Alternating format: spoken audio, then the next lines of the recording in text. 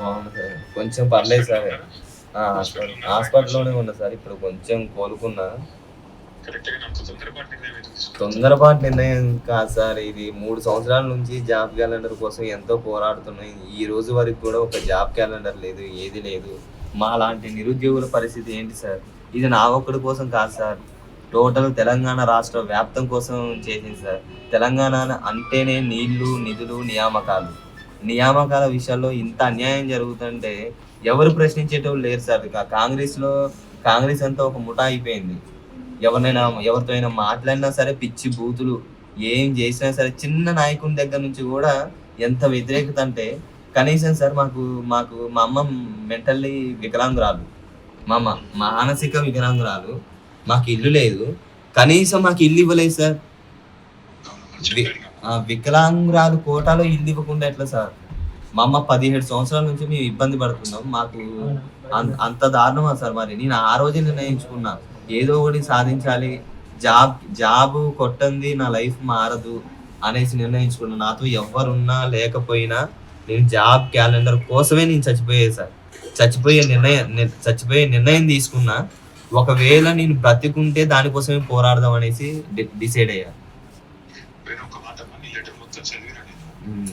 చదివిన తర్వాతనే నేను నిజంగానే చెల్లించిపోయి ఆ తర్వాత నిజంగా చాలా బాధ అనిపించింది. కరెక్ట్ గా నేను 2 ఏళ్ళు నేను జాబ్ క్యాలెండర్ అవును సార్. అందుకే నేను ప్రెస్ మీట్ పెట్టి కాటుగా మా వేరు రాసింది సూసైడ్ నోట్ కాదు, ప్రభుత్వం మీద ఛార్జ్ షీట్ అని చెప్పి గట్టిగా మాట్లాడినా. నా రిక్వెస్ట్ అలా ఒకటే, బతుకుని పోరాడాలి కానీ చచ్చిపోయి సాధించేది ఏం లేదు.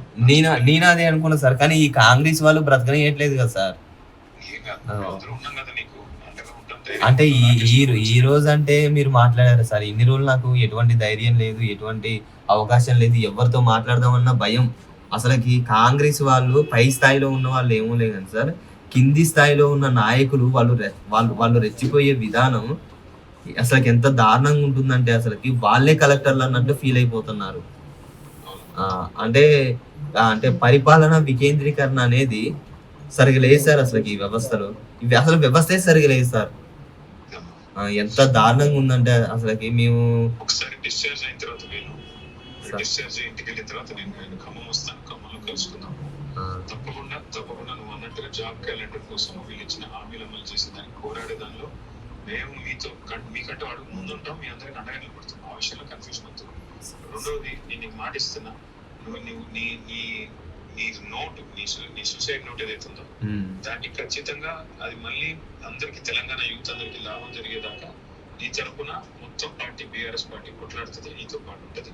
మనం ఖచ్చితంగా మళ్ళీ గవర్నమెంట్ లోకి వస్తాం. గవర్నమెంట్ లోకి వచ్చాక కూడా మీతో పాటు మీ నోట్ ఆధారం చేసుకుని రేపు రోజున యూత్ న్యాయం చేసే బాధ్యత. సరే సార్. Thank you. రాకేష్ అన్న మీతో టచ్ లో ఉంటారు. సరే సార్. తప్పకుండా అండగా. అయితే సార్ నేను ఏంటంటే సార్, ఇది అంటే మరీ ఇంత డెసిషన్ తీసుకోవాలనేసి అనుకోలేదు సార్. నేను ఎదుర్కొంటున్న ఇబ్బందులు ఏంటంటే, మా అమ్మకి బైపోలార్. ఆమెకి నెలకి 8,000 అవుతుంది. మాకు వచ్చే ఇన్కమ్ కూడా ఏం లేదు. సరే